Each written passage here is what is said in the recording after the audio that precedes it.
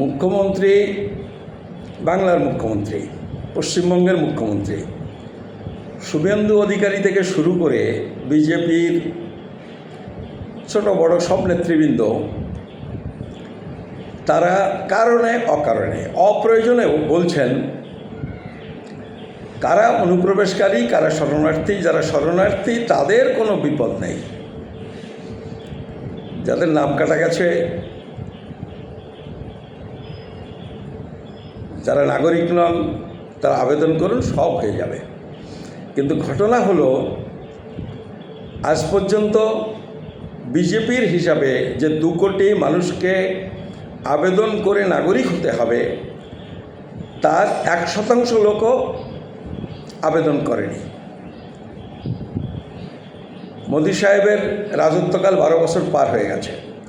ক্ষমতায় যাওয়ার আগে থাকতেই তিনি বলছেন এই বারাসাতের কাছারিবাড়ি থেকে শুরু করেছিলেন উদ্বাস্তু এবং মতুয়াদের নাগরিকত্ব দেবেন। তাতে আবেদন জমা পড়েনি এখনও 1%।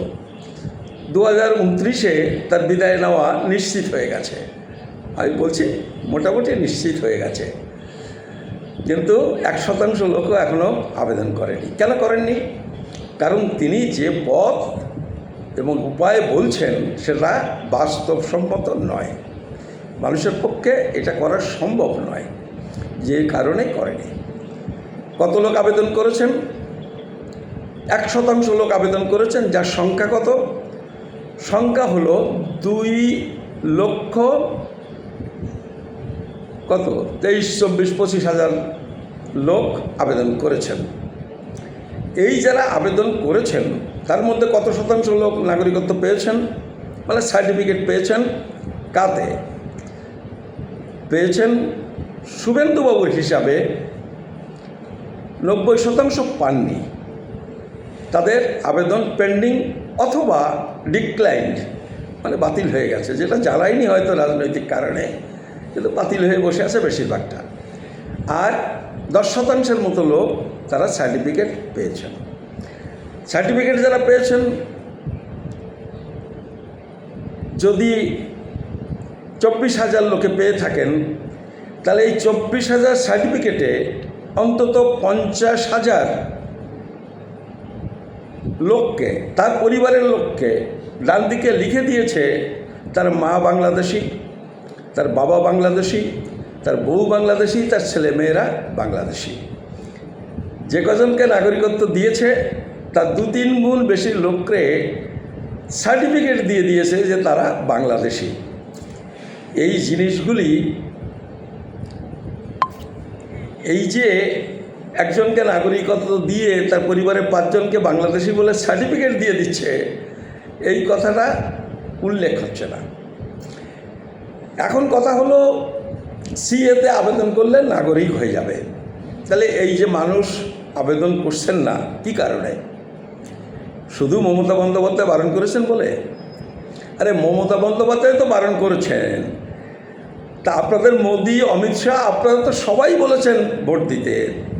ভোটে তো আপনাদের কথা বেশি লোকে শোনে, কারণ আপনারা ক্ষমতায় গেছেন। তো মমতার কথা শুনলো, আপনাদের কথা শুনলো না কেন? লোকে আবেদন করলো না কেন? পাড়ায় পাড়ায় ক্যাম্প করেছেন, তারপরেও করলো না কেন?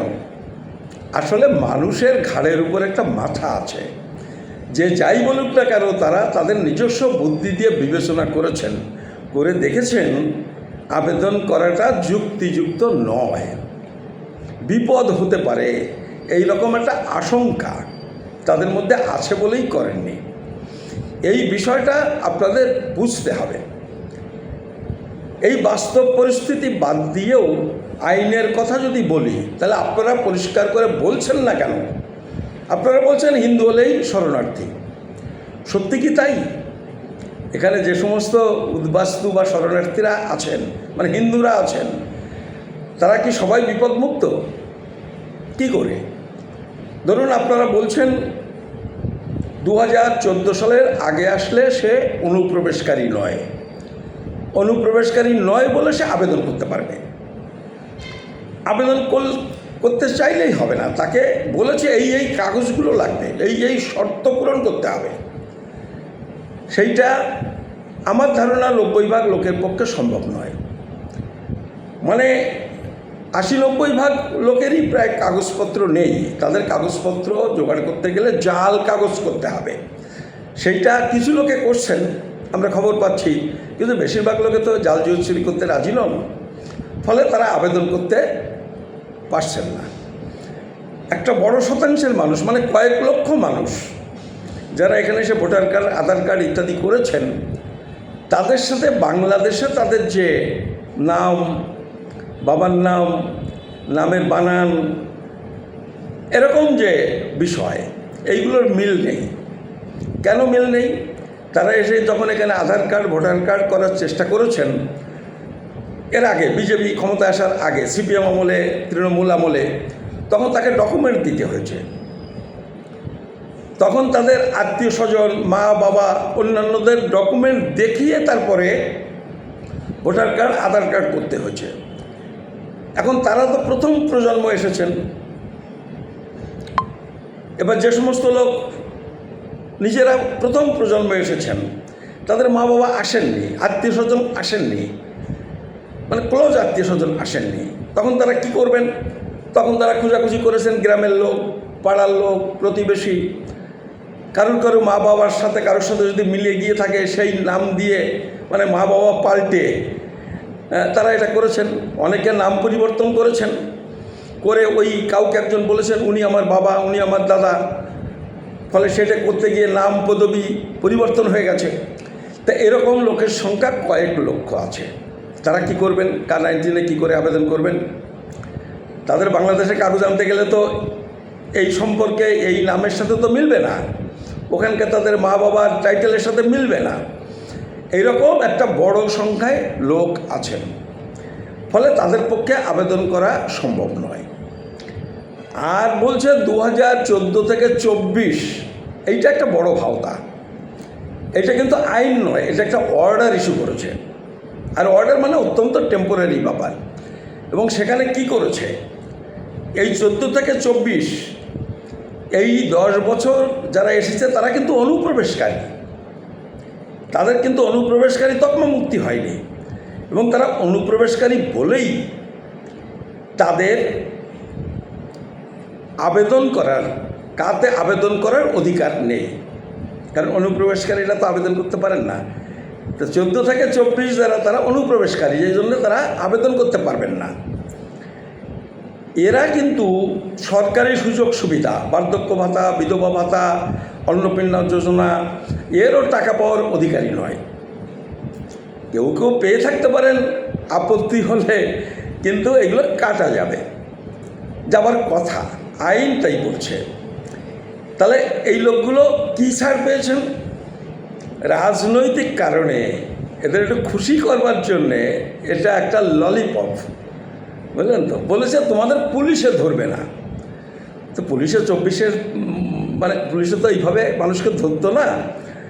যাই তবু এরা একটা অর্ডার করে বলেছে পুলিশে ধরবে না। এদের শুধু পুলিশে ধরবে না এইটুকু ছাড় দিয়েছে, কিন্তু অন্য সব ক্ষেত্রে তারা অনুপ্রবেশকারী, এই কথাটা কিন্তু তারা পরিষ্কার করে শুভেন্দুবাবুও বলছেন না। আসলে বোঝেন কিনা আমার সন্দেহ আছে। আর তারপরে ধরুন 24 থেকে আজকে পর্যন্ত আরও 2 বছর সময় পার হয়ে গেছে।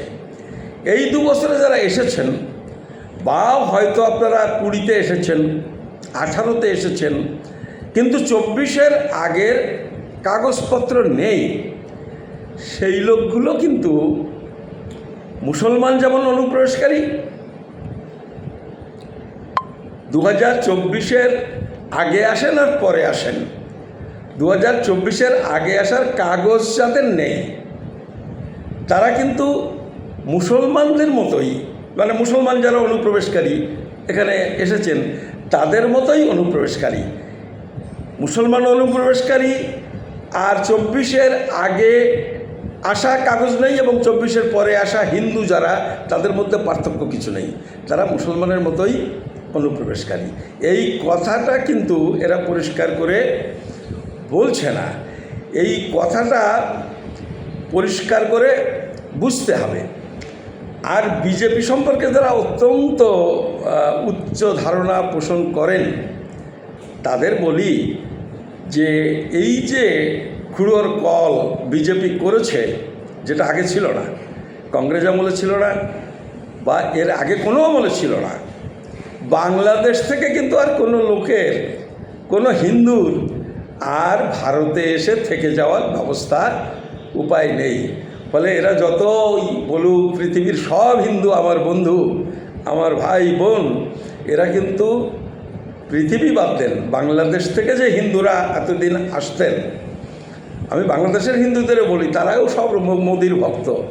তারা কিন্তু এদেশে আসা, ছেলেমেয়েদের পাঠানো, একটু একটু করে এই জায়গার কাগজপত্র তৈরি করা, এই সব পথ বন্ধ হয়ে গেছে।